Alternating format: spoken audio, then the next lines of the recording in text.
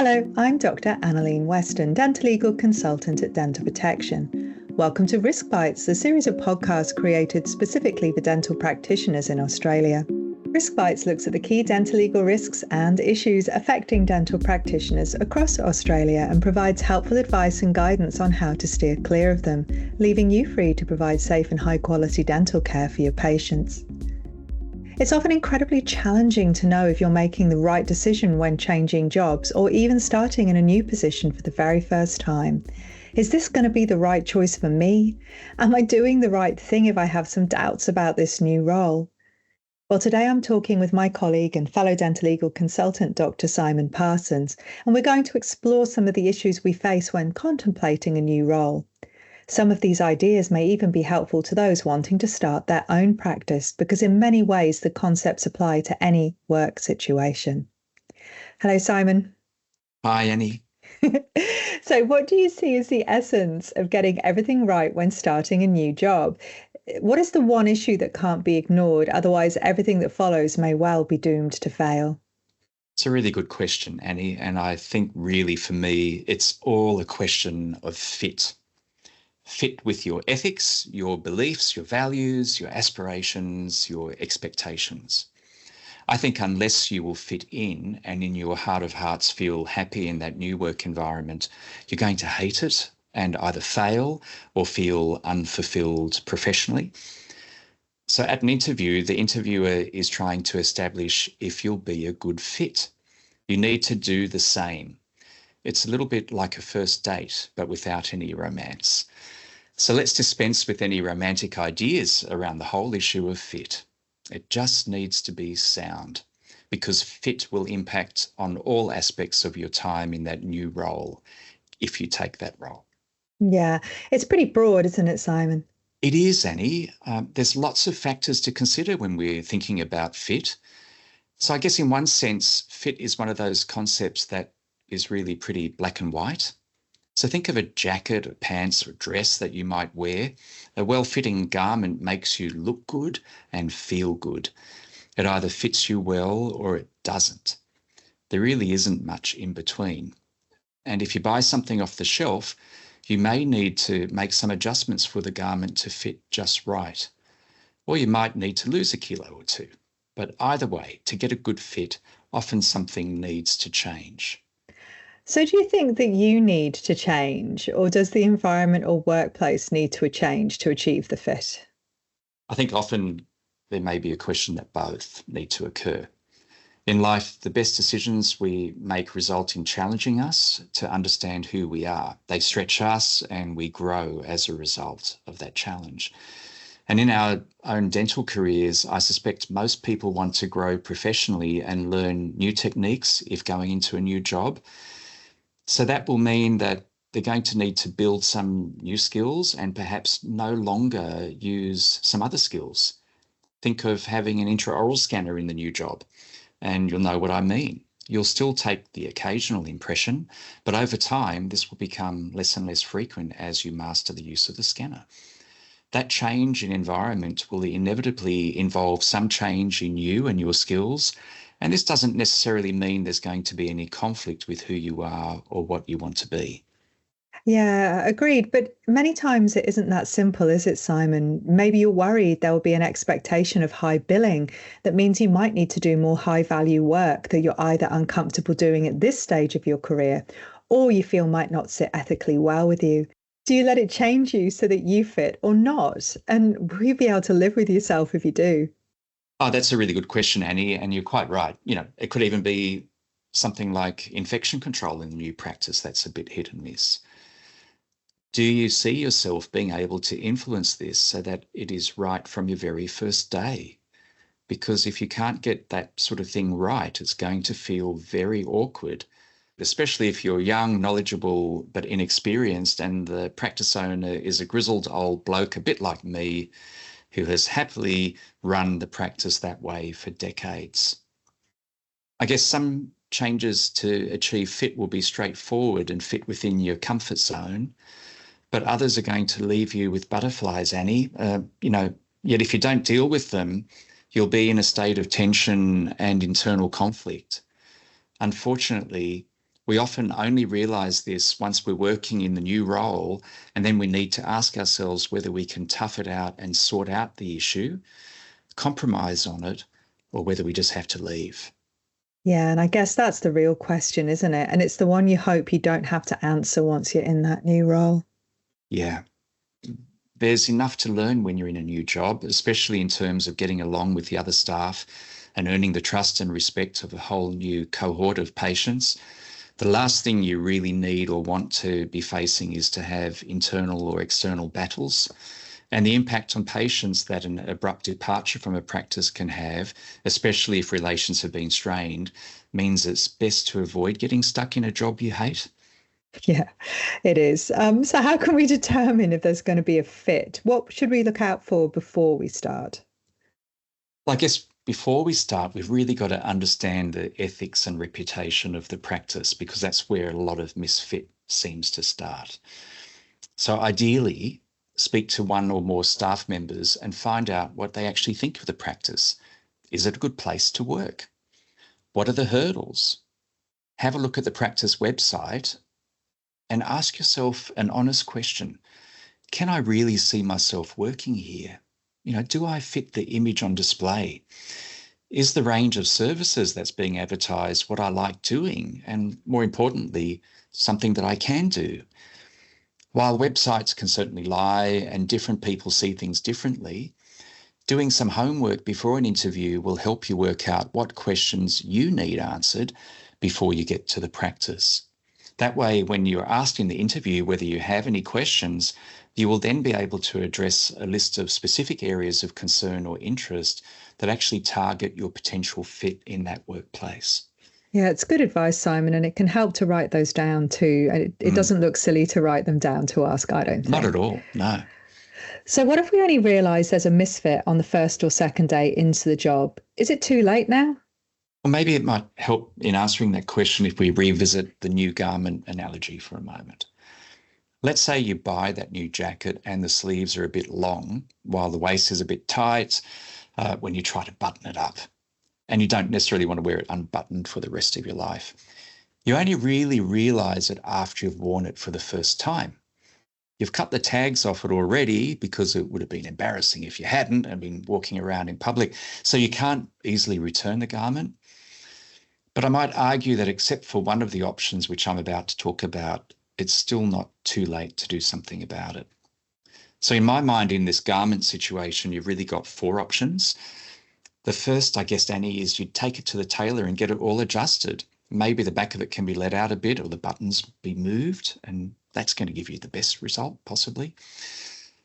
The second option would be you just get the sleeves shortened and maybe lose a little bit of weight and get rid of those excess Christmas kilos. The third option is you just give the garment away. You give it to Vinnie's or whatever the charity shop is that is near you, and you just let someone else benefit from your poor choice. If you do that, then hopefully you learn from it and you let it go. And next time when you go out and buy a new jacket, you're going to buy one that fits you better, or maybe even get one custom made. Or the fourth option is the one where you simply live with the poor fit. And if you do that, you'll know it looks bad on you every time you wear it. That's assuming you then bother to wear it. Why do I share that with you? Well, I guess my advice is in these sartorial situations in life that if you decide something needs alteration, you do it ASAP. That's always going to give you the best possible outcome. Don't stew over it. Otherwise, like the ill-fitting item of clothing, it's just going to eventually fall into the too hard basket and be the subject of regret.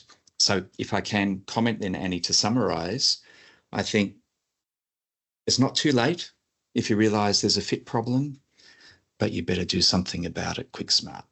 Yeah, I don't disagree with you, Simon, that's for sure. So how then can we practically apply this to the dental surgery situation, Simon? Well, Annie, I think the first option involves making some significant changes to the outer issue, the jacket only. So I liken this to changing what's going on at the practice. If the infection control is just not up to scratch, then you need to know this before you start the role and talk it through in principle before you start the job. and get it signed off and sorted, because it has to be right from day one. And that's obviously going to be a really delicate and difficult conversation to have. And it may be more involved as a discussion than some of the other options. But it will mean that the fit to the standards and your own professional requirements will be able to be resolved quickly if it's taken on board. The second option is going to involve some perhaps less change at a practice level and a bit more with you. You're going to have to adjust your expectations, perhaps not in infection control in this example, but maybe in your earnings or your hours, the aesthetics of the practice or of the work that you do, the choice of composite that's available to you. You're going to give a little bit. They might give a little bit. And hopefully everyone ends up pretty happy. It won't be perfect, but it will be okay. The third option is the option of quitting. You realise that the job's just not going to work in the same way you realise that the jacket really doesn't fit. Rather than seeking change, you cut your losses and you get out of there and learn from that experience so that you don't perpetuate the same issues again. Sometimes it's better just to quit and move on. Now, I realise, Annie, and you've been around a long time too, that that's often easier said than done. And our members sometimes are in a situation where they can't afford to do that. But it really is something important to get right. I can think of a member I spoke to the other day, actually, and I've spent hours with her on numerous calls where she just seems to get stuck in a rut where every job she seems to take on turns out to be pretty unsuitable, and the other practitioners are competitive and they make demeaning comments and they're unethical in how they bill and talk to the patients. And I've had to remind her that those choices really aren't doing her any favours. And that's partly because each job she's been to, she's then had to leave, only to seem to end up in a similar place again.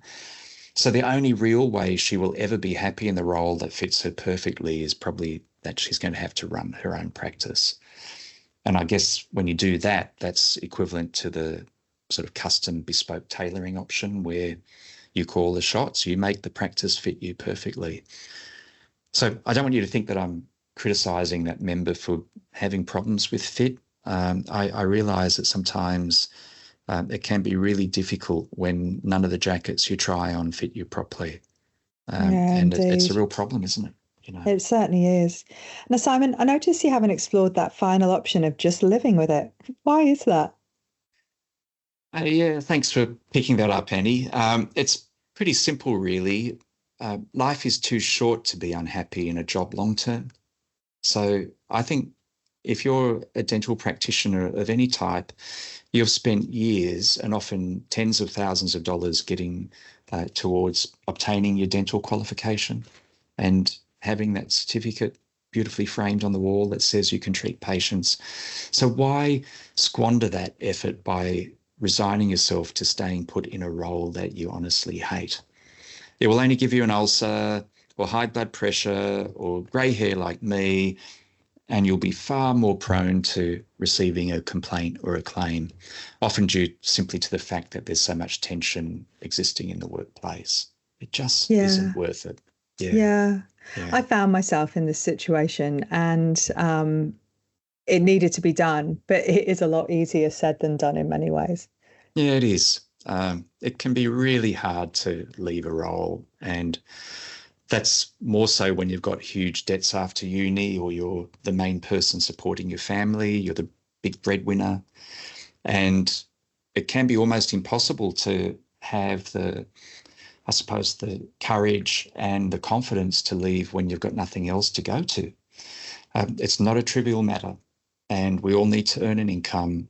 And it's often also incredibly important for one's own self-esteem to have meaningful work. And, you know, that's something that we really recognise. And I guess that's the issue, though, overall. If the lack of fit creates a situation where you aren't deriving true meaning and purpose from your job and getting some satisfaction from that new role, then something has to change. Unless you're looking for another new role, you run the risk of simply going stale. And then most of the time you're probably going to become quite resentful, and that bitterness and resentment is going to really show through in how you relate to other people. And you'll go home and you'll snap at your loved ones, and you'll just be less of a person than what you ought to be. And that's not fair on you, and it's not fair on them. So in my life, if I was to think about the times when I've had issues with fit, I guess I've discovered on more than one occasion that sometimes you just have to have the courage to close a door and wait for that new door to open. Sometimes you don't have the luxury of stepping out of the old job and going straight into the new one. And yet that's the right thing to do. Sounds like relationship advice again, Simon. Yeah, it does. Now, you mentioned a compromise earlier, and of course I love that because I love a win-win. So can you elaborate a little bit on that, please? Sure. I suspect a lot of new or newish graduates are compromising in many areas of their work. From the people I speak to, they're either accepting some pretty lousy pay sometimes, or having to work weekends and public holidays or well into the evening. Some of them don't always get a DA throughout each appointment. And some of those things are pretty significant challenges. But they seem to hedge that dissatisfaction and compromise on it by working 2 or 3 different part-time roles. And it's interesting because when I talk to them more, I find out that often each of those part-time roles lack some fit, but that lack of fit is often in different areas. And so, for instance, one of the dentists I have spoken to said to me they really earn good money in one role, but the ethics aren't really the best in that practice. But they get great experience in their second role, but the money is not particularly good and the conditions overall aren't that great. But they're really improving their clinical skills. So I guess the compromise is that between the 2 roles collectively, they've obtained an overall sense of purpose and achievement, and they've met some of the goals that they want from their job. But in reality, there isn't really any fit in any of their roles. So I guess that's where the compromise comes through, but they're being realistic. So perhaps not as much of a win-win as I'd hoped, but certainly a pragmatic approach to particularly starting practice as a recent grad. Yeah. So what can we do then, Simon, to set us up to succeed rather than fail here? See, I didn't have any great ideas until I read this article by an author, who's Jill Huggett, and she wrote in Forbes recently, and I sometimes read that online. And she talks about factors critical to a senior executive's success in a new role. Now, you might ask, well, what's that got to do with dentistry? And I think that would be a fair question to ask, but I actually saw a lot of parallels to our own clinical situations.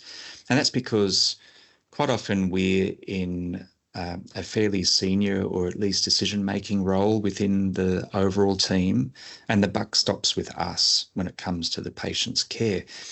So I've tried to condense down some of the issues that she argues are really important, and I'll share those with you now, Annie. The first one is that you've got to really understand the culture. And the definition of this that I like to really use, because I've found it helpful over the years, is simply to describe it as, in inverted commas, the way we do things around here. It's all in the unwritten rules. Is it okay to pop your head into the next door's room, the surgery next to you, and ask for an opinion from a colleague? Do I need to wear scrubs or a gown in this situation? Is it okay to wander out to go shopping when you have a gap or an FTA, or are you expected to be on site in case there's a walk-in? Now, Jill says that these cultural norms can really make or break achieving success.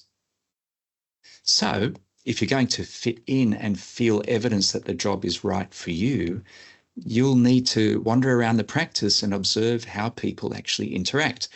You're going to need to ask these sorts of questions. And it's far better to understand them in advance than struggle with them later once you're already working there. The second one that Jill Huggett describes is to determine who the key players are. sometimes the real boss of the practice is not the owner at all. It's actually the practice manager who's wearing the pants, right? And sometimes it can all end up even being a really domineering DA. I certainly had one of those when I graduated early, and she decided to tell me what I could or couldn't do largely in an appointment, which I found very challenging. You need to understand the dynamics of who are those key players, because they're the people who are going to put the boundaries on what's possible. And then you're going to have to talk with them to ensure that there's a mutual understanding of what you each see as important. So I remember once when I was working in a small private practice where the owner, who just so happened to be a DA who'd bought the practice off her previous boss who retired, had no real initial understanding of why I couldn't manage with paper-based clinical records, or why I needed some time at the end of each appointment to write decent notes. Had I worked through those issues at the interview stage by asking to see their record system in detail, then I wouldn't have taken the job. But what that taught me was, she's the key player that I've got to get this whole issue of record keeping over the line with, because if she doesn't understand it, then no one else at the practice is going to understand it either. The third issue that Jill describes is understanding the expectations. So you really need to have clarity around what is going to be expected of you in the role. And you need to make it clear what you would need from the workplace to deliver on those expectations. Because often we assume that we all have the same expectations when actually none of us do. The fourth one that Jill argues is to understand the resources available to you. And I think that's a really interesting one, because if you're going to succeed, you've got to actually understand, well, what things are at your disposal. And as a dentist or as a hygienist or a therapist or prosthetist or whatever, you're going to need to open those cabinet drawers. You're going to have to look at the mini lab setup. You're going to have to see how far ahead the appointment book is booked out. And you're going to really, and often critically, understand how well trained the DAs are, because they really make or break what you can do. A good DA with a radiography certificate, with ideally four-handed dentistry skills and great infection control and organisational skills, is invaluable. Good equipment allows you to do your job well. Now, the same practice that I worked at, owned by that DA, they only had a right Warwick James and a left Cryer and a couple of Couplins to elevate teeth. And I have to admit, I really struggled when it came to exos with that sort of armamentarium. So without the resources, you can't work well. So understand what those are.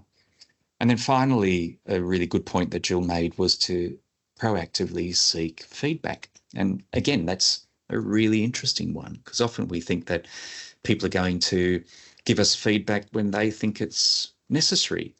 But often it's really necessary to get feedback before things go wrong. Sometimes you need reassurance to understand whether you really are doing things well. So paraphrasing what I think Jill was trying to say in Forbes, once you're in the role, you really need to check in regularly and try to understand where the practice sees you already fitting well and where that fit could improve. That dialogue's going to be really invaluable, as it not only will help motivate you to learn and, if necessary, to change, but it's also going to flag issues of friction before they get to be really big issues. And that's going to really perhaps give you that inkling of whether this is going to be a long-term career for you at that practice or not. So there's a lot of things there, Annie, where you can either succeed or fail. I think if you can get most of those right, you're probably on the path of success there, I would hope. No, I'd agree. I think culture's everything, to be honest with you. I think if you can be the best practitioner in the world, but if you don't get on with the staff, or you're not the type of practitioner the patients are looking for, you're never, ever, ever going to thrive. And I love the stories you have of that practice. It's the same one where they only had one perio probe, isn't it? Yeah. Oh, yeah. I love that practice. Yeah. And, and if I could just say this, that person wasn't a bad person who was owning the practice. She just didn't realise what she didn't know. No. No, absolutely, absolutely. Though you'll never get me. I miss my paper-based records, you know that. So that wouldn't have been a Yeah. deal breaker for me, but the lack of equipment would have been. The feedback one's interesting as well. I think that if we don't proactively seek feedback, then often by the time feedback's given, it can be much bigger than was needed, or Yes. instead of a small course correction, it can be actually quite a critique. And also, if you don't actively seek feedback, then you're not going to get it at a time that's suitable for you. So, what's going to happen is somebody's going to give you a tap on the shoulder because they've been waiting to raise something with you and you've just not been listening or reading their towels. So, I think seeking feedback means that you have a better chance of actually receiving what can sometimes be difficult to hear at a time where it's actually good to hear it rather than feeling a little bit hijacked. I But agree. And if I can also just say, actually, it's really interesting you say that, Annie, and I know we're probably digressing here, but I don't know if you ever sort of make a new recipe that you cook for the family, because I do quite a lot of the cooking at home. And, I will follow the recipe and I'll taste it as I go. And for me, the tasting is, in one sense, taking a bit of a sense of how it's going. Is this going to taste what it's meant to sort of taste like if it's a certain style of dish? But I will always ask my family for feedback. Did you like that new dish? Should I make it again? And that's trivial, and yet we often welcome feedback on an everyday basis, but we're reluctant to seek it in the workplace. But I think it's so important to get it. And I know you and I are strong advocates of checking in with our patients before they leave the surgery and saying, do you have any questions or comments about how things went today in your appointment with me? Is there anything that, concerns you or you want differently done at different times? I think those sorts of things are really valuable. It sort of builds bridges. It doesn't destroy them. absolutely, there's Yeah. learning and everything. I just think sometimes our egos can be a little fragile, can't they? Yeah. So I guess, Simon, I always wonder where should we draw the line here? What can we compromise on if push comes to shove? And is there anything else that we can consider? Well, they're all very good questions, Annie. It's actually something that an author, Melody Wilding, has discussed in a Harvard Business Review article in 2022 that I also came across. And in that article, she proposes that you need to clearly set boundaries really early on if you're going to successfully make a career transition. So her emphasis is what to do once you're in the new role to help it all work out well. She says the first step is to identify what's driving you. And you want to be really clear around what you find motivating and identify possible unhelpful beliefs. I guess a good dental example might be, I have to slow down between patients so that my DA will like me. Now, she would argue that rather than seek to be liked, but compromise your own self in the process, you should seek to understand what implicit rules define or govern your overall performance. Perhaps this is going to mean trying to negotiate a good outcome for both parties when it comes to your turnaround time and efficiencies, such as getting a second DA in to assist in the cleanup and setup instead, or pre-planning instrument trays for the day, so that way you can be as productive as what you can be and benefit financially and get more work done for your patients so that they benefit, but you'll also ensure that your DA doesn't need to get flustered and feel that, her needs aren't being met too. So that's really interesting when we're talking about those sorts of helpful and unhelpful beliefs. But the second issue is, in essence, articulating your own boundaries to make them real to others. So I think too often we assume that everyone understands what we need, and yet we haven't actually outlined it to them. And that might mean saying no to an unreasonable patient's request, or the boss or a colleague who is running late, and they want you to help them out. But if you help them out, that's going to mean that you're going to run late the whole day too. So should you all run late, or should just one person run late? So helping others understand what you see as acceptable can really help them understand you and also help you to understand yourself better. You can try to share your preferences to help do this. So for instance, We all know that you shouldn't do a difficult extraction on a Friday afternoon, don't we, Annie? No, Simon, you should not. And yet you and I encounter members every so often who do this voluntarily, not because it was urgent or emergent treatment, and end up referring to their patients very last minute to the oral surgeon to get sorted. Well, that's exactly the point, So does the practice understand what you like or dislike? Do you prefer to do crown preps in the morning or afternoon? Are you able and willing to do them back to back? Is it workable for you to have emergencies booked in before lunchtime? So that way, in case you run over, you've got a buffer of time, or do you actually need a minimum of at least half an hour's break? And if the older you get, the more you probably need that break, I think. So, in life, the communication around those expectations and where those boundaries sit can really make or break a relationship, and it's no different in a dental surgery environment. So Melanie Wilding argues that you should apply your energy strategically, and that's probably an overused word, but I think what she's trying to say here is you need to ensure that you invest time and energy in areas that really provide impact. And that means building cooperative relationships with key staff, and you don't let yourself end up being a doormat. Otherwise, it's going to be harder to backpedal from that position later on if you've been too accommodating before. In the dental setting, I would say this means you want to do high quality work and create a positive first impression, an ongoing impression with your patients, and you want to earn the respect of others, and you will contribute to seeing the emergencies that turn up, and you'll try to stay as punctual as possible.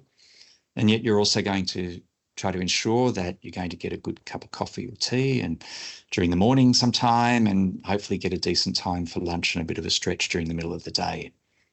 You're going to want to get the billing right and then follow up on your pay when it's due and making sure that you're paid for what you've done.